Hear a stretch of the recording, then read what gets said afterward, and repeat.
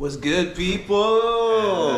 Welcome to another episode of It's Probably in Your Watch List, where today we're going to be talking about the new Amazon Prime movie, Roadhouse, with fantastic, Jake Gyllenhaal, fantastic, Conor McGregor, fantastic, and a beautiful woman.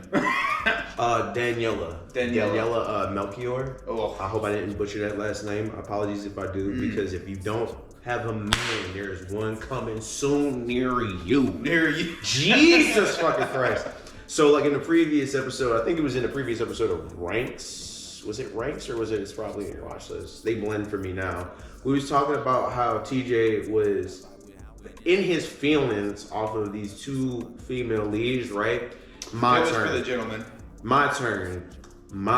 Yeah. When I tell you, I was swooning. He was enamored. I was on one the entire time. It's not a secret that Inett Branch, the motherfucking third, is out here looking for his wife, right? Sure. Fuck these bitches, fuck these little thoughts, right? I'm really looking for my ride or die. It's all about family. You know what I'm saying? My Letty. You know what I'm saying? For sure. Damn, woman. If you had to call a woman Smokey, like if you gave a woman the personification of Smokey, she personified Smokey. It was a whole package. It was Whole the package. attitude. It was the figure. It was the face. It was the vibe. God damn. I mean, besides her though, she did do very well in the movie. She killed it. Murdered it. But I mean, Jake Gyllenhaal, Conor McGregor, like the movie itself was ode to the action-packed movies of the past. You know what I mean? So like, check me, right? Like, whenever we started this, right, it was definitely a school night. When I say school night, it was a work night, right? I wasn't about it. I wasn't really trying to watch this movie. And when I tell you that this motherfucker drew me in, it turned up. It so quick. It started here, and then never stopped doing this. Never stopped doing this. It just kept on. Just kept going, kept getting more action intensive. The fighting was cool. The story was, reminiscent of a buddy cop movie kind of. You got to stop the gang lord from doing this. You know what I mean? It was so good. I feel like this movie was slept on, right? Because IMDb, Rotten Tomatoes, the whole nine, right? They did not score this movie well. Really? 60% on IMDb. I'm sorry. 6 out of 10 on IMDb, and then I think it got 60% on Rotten Tomatoes. Gross.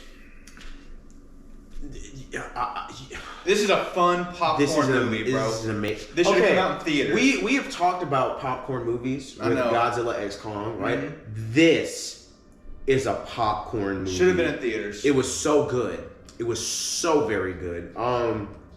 So you follow the character Dalton. Yep. Who was an MMA fighter, and something occurred in his career where he had to basically stop, which haunted him.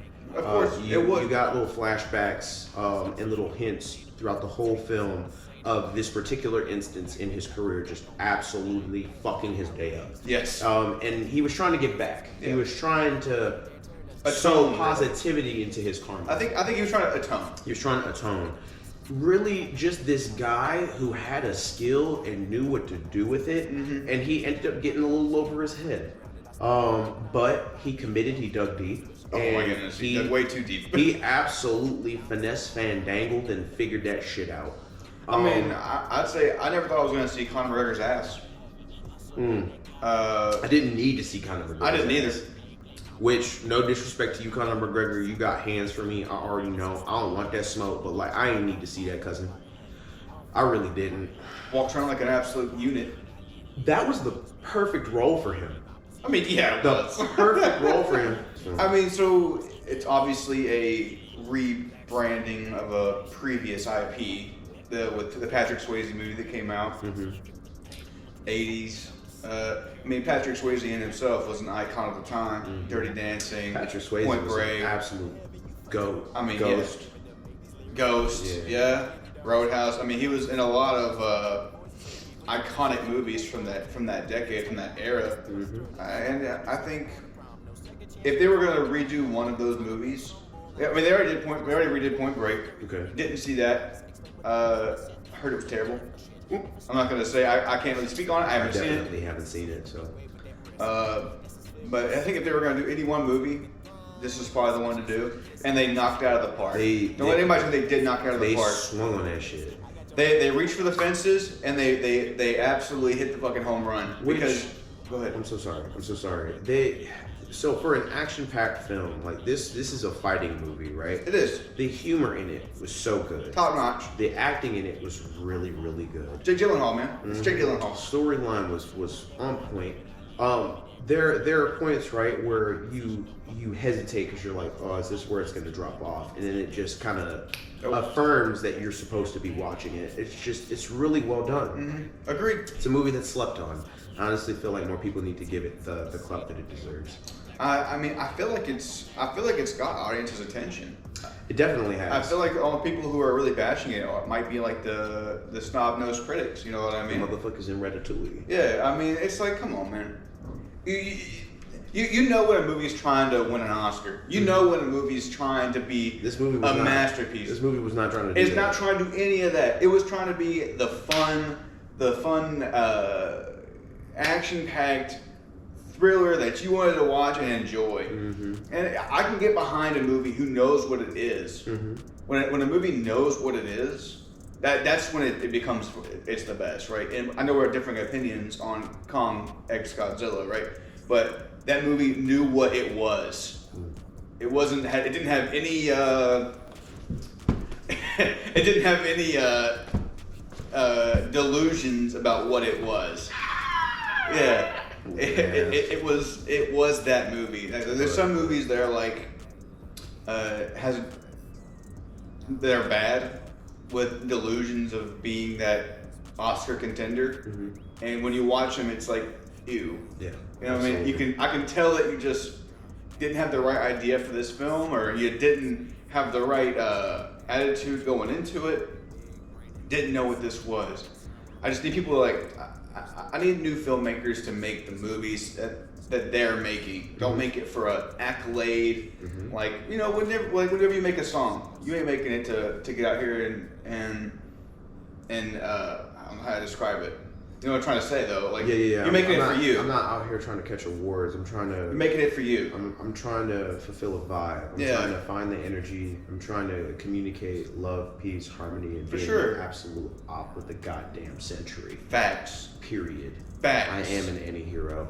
I am the villain. I mean, and that's what new filmmakers need to be aspiring to be, is to not be something that they're not, but make what's in your heart and know what you're making. And that's it.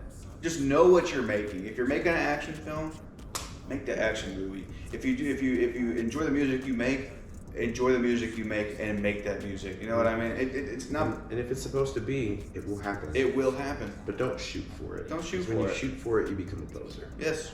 So in this story, right, yeah. we follow the protagonist who is haunted by his demons, and he is offered a job. At the Roadhouse. At the Roadhouse, which is a family-owned establishment that has just been getting fucking kerfuffled. With bullshit. Bullied. Yeah, they got people fighting in there every night, fucking with their clientele. A cage over the. Which, I know y'all been in a bad part of town at least one time in your life where they got the bars over the windows and they have the roll down cages over everything, right? Like, that's this bar. It's set in Key West. Key West, in the Florida Keys. Which we haven't had a chance to get out there yet, but that is going to be happening. It's on the way. Soon. Really soon. We've seen Miami. Key West is definitely next. For sure. But it's just an amazing movie. I watched it all the way to the end and then immediately went to bed. Yeah. Immediately went to bed. Knocked out. Yeah, I mean, went to work the next day. I mean, the fact that I was able to keep his attention though should be a note. Absolutely. If I'm not on my phone or if I don't pass out, it's a good movie. Yep. If it's not in your watch list, put it in there. It should be in your watch list. I would. If it's in your watch list, it's supposed to be there. Keep it it's in a there. Very fucking good movie. Yes. Very fucking good. Worth the sit down. Worth the time, especially as a late night flick. Mm-hmm. Which is what this was. Yeah, first. I mean, he just put it on, and I'm like, what the fuck is this? You're just fucking around and enjoying your stuff. I mean, you can sit there and look at something. There's not really any down moments in the movie. It's it kind of flows really nice. If you were an MMA or a combat fanatic, right? You like the kung fu films, you like fighting films, right? This is going to scratch that itch.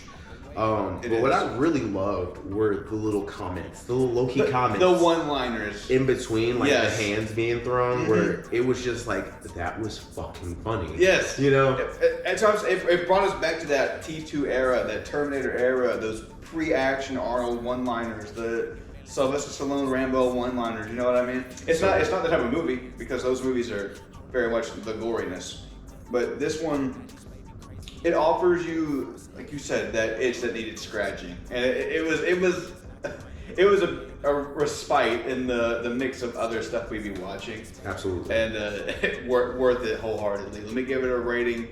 It's definitely not no 60%, because I take that as they give it a 6.0. It's not a 6.0. I mean, that's basically what it got. It got a 6.9. It's 60 on tomatoes.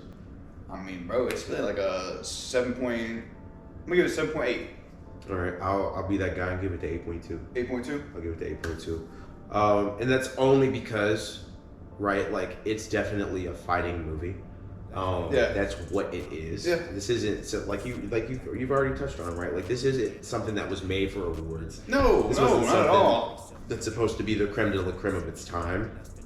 This was supposed to be an MMA specific fucking fighting movie with a little bit of humor. Yep. Some faces. A little bit of thriller, a little bit of drama. Yeah. But it was so good. It was so fucking good. Also, the kid that played, what was his name? Brandt? The main antagonist. Oh yeah. Hated you the entire time. Really good job. Yep. And that's really all I got to say. Me too. I mean, realistically, if you haven't seen it yet, take a time. Take the time out of your day, night, whatever you want to. Give it a watch. Other than that, we stay doing stuff consistently. If you haven't seen the other, it's probably in your watch list. We have a plethora out now. Go out there and watch them. How many episodes have we done? This gotta be close to 20 for sure. I think it's past. I think we're at like 22, 23 episodes now.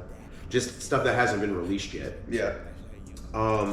We just recently, and by recently I mean in the last like 2 months, started ranks, where we battle it out and build teams out of different movies, TV show themes and subjects. Yep, that's good. That's really good. That's a good description. And then obviously got to plug in the music. I am an artist. Check it out. Releasing music every month. Music videos are back full swing. Getting articles written about us now. Okay, so that's actually crazy. Yeah. Because I've dreamt of being, on Sway in the morning. Yeah. Being able to perform at the Oscars, I'm sure, yeah. all that other stuff, and to have people actually doing articles on me now. That's actually nuts. I know. And some of the things that they're saying, like, okay, so some of the writers do your homework, learn how to say my name right, but it's so flattering, as well as it gives me that affirmation that I'm supposed to be doing what I'm doing. It makes me feel so good. We challenge you to find those articles. Link them in the comments. So just to kind of plug in all the other social media, right? Yeah. So I am on Instagram, X, which is Twitter, we all know, Threads, Facebook, the whole nine, right? And we try to make sure to not oversaturate any specific platform, but most of those articles get reposted to Threads, Facebook, and X.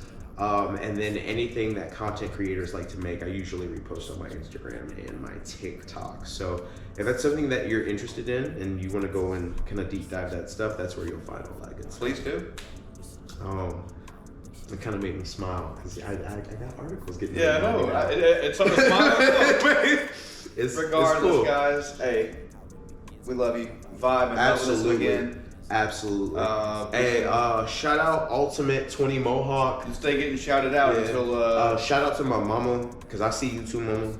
She be on every goddamn post.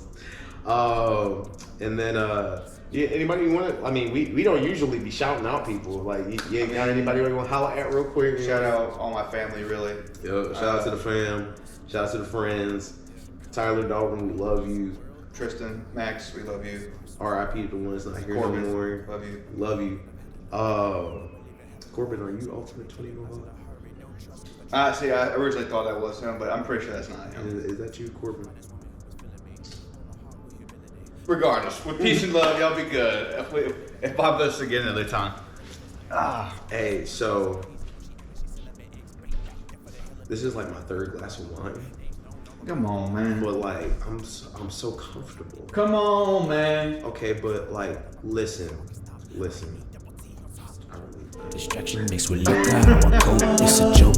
It's shawty, throw it back, I have a stroke, it's a joke. I know I have a lot, but I want more, it's a joke. The bar is closing, do not wanna go, it's a joke.